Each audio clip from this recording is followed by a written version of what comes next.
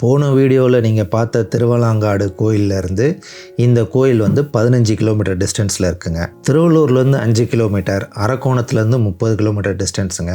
சென்னையிலேருந்து வந்தீங்கன்னா 49 கிலோமீட்டர். இந்த கோயிலோட லொக்கேஷன் லிங்க் வந்து டிஸ்கிரிப்ஷனில் கொடுத்துருக்கேங்க. திருவள்ளூர் மாவட்டம் திருப்பாச்சூரில் உள்ள வாசீஸ்வரர் திருக்கோயில் இன்னைக்கு வீடியோவில் பார்க்கலாங்க. திருநாவுக்கரசர், சுந்தரர் மற்றும் திருஞான சம்பந்தரால் பாடல் பெற்ற ஸ்தலம்.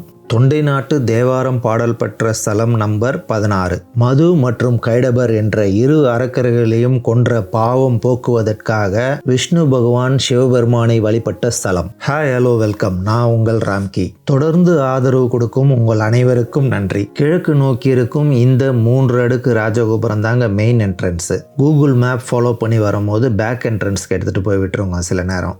கோயில் உள்ள என்ட்ரான உடனே கொடிமரம், பலிப்பீடம் மற்றும் நந்தி பகவான் தரிசனம் பார்க்கலாங்க.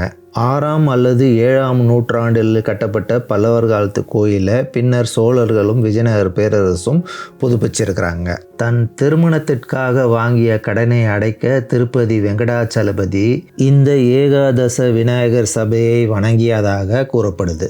இங்குள்ள 11 விநாயகர் சபையை வேண்டினால் நமது கடன் பிரச்சனைகள் தீரும், இழந்த செல்வங்கள் மீண்டும் கிடைக்கும். தலைக்கவசத்துடன் கூடிய டிண்டி மற்றும் முண்டி துவாரபாலகர்கள், மூலவர், வாசீஸ்வரர், பசுபதீஸ்வரர், பாசூர்நாதர் மற்றும் உடையவர் என்று அழைக்கப்படுகிறார். பாம்பாட்டி ஈஸ்வரர் என்றும் அழைக்கப்படுகிறார். அதற்கான காரணத்தை இன்னும் கொஞ்ச நேரத்தில் பார்க்கலாங்க. உட்பிரகாரத்தை சுற்றி வலம் வரும்போது சப்த கனிகள் மற்றும் அப்பர், சுந்தரர், திருநாவுக்கரசர், மாணிக்கவாசகர் இங்கே பார்க்கலாங்க. இந்த 4வருடன் கூடிய ஒரு கல்வெட்டும் இங்கே இருக்குங்க. இந்த கோயிலில் சுமார் 15 கல்வெட்டுகள் பதிவு செய்யப்பட்டிருக்குங்க. கல்வெட்டுகளின்படி இத்தலம் ஜெயங்கொண்ட சோழ மண்டலத்து ஈக்காடு கொட்டம், காக்கலூர் நாடு, திருப்பாச்சூரின் கீழ் வருகிறது. ராஜராஜன், குலோத்துங்கன் மற்றும் விஜயநகர பேரரசு காலத்து கல்வெட்டுகள் எல்லாம் இக்கோயிலுக்கு அவர்கள் செய்த திருப்பணியை விவரிக்குதுங்க. இங்க இருக்கும் விநாயகர் பக்கத்தில் இருக்கிற கட்சவர் முழுக்க கல்வெட்டுகள் பார்க்கலாங்க. இந்த கோயிலோட ஸ்தல புராணம் வந்து கிட்டத்தட்ட நம்ம ஏற்கனவே பார்த்த திருமுல்லை வாயில் மாசிலாமணீஸ்வரர் மாதிரி தாங்க இருக்கும். நான் முன்னாடியே சொன்ன மாதிரி ஒரே மாதிரி ஸ்தல புராணங்கள் பல கோயிலுக்கு இருப்பது உண்டு. குரு பகவான் தட்சிணாமூர்த்திக்கு இங்கே ஒரு தனி சன்னதி இருக்குங்க. கரிகார சோழனை கொல்வதற்காக ஒரு பெரிய பாம்பு ஒன்றை பிடித்து குடத்தில் போட்டு கரிகாலனிடம் அனுப்பி வைத்தனர். பாம்பாட்டியாக வந்து கரிகால சோழனை காப்பாற்றியதால் இங்கு உள்ள மூலவரை பாம்பாட்டி ஈஸ்வரர் என்றும் அழைக்கப்படுகிறார். மூலவர் சன்னதிக்கு மேலே இருக்கிற விமானம் கஜபிருஷ்ட விமானம்.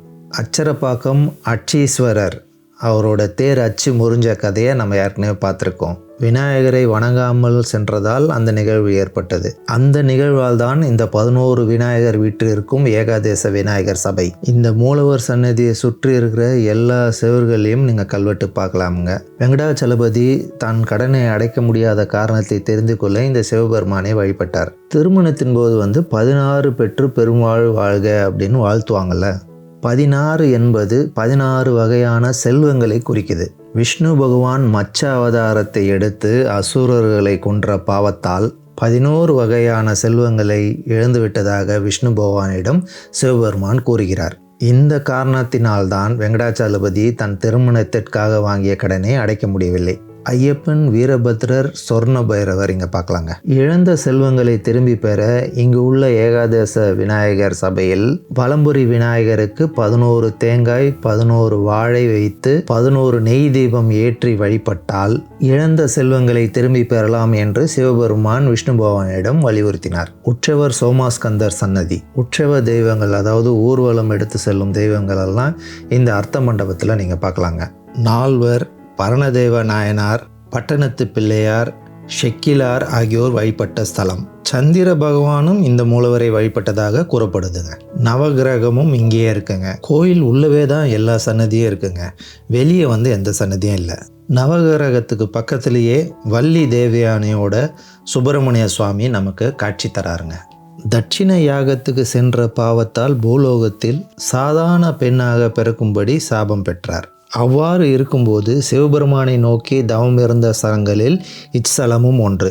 பார்வதி தேவியின் தவத்தால் மகிழ்ந்த சிவபெருமான் பார்வதி தேவிக்கு காட்சி தந்து தன் காதலியே என்று அன்போடு அழைத்தார். அதனால் இவ்வூருக்கு தங்காதலிபுரம் என்ற பெயரும் உண்டு. இங்கே இருக்கும் அம்பாளை தங்காதலி அம்பாள் என்று அழைக்கப்படுகிறார். பசுபதி நாயகி, மோகனாம்பாள், பனைமுலை நாச்சியார் என்றும் அழைக்கப்படுகிறார்.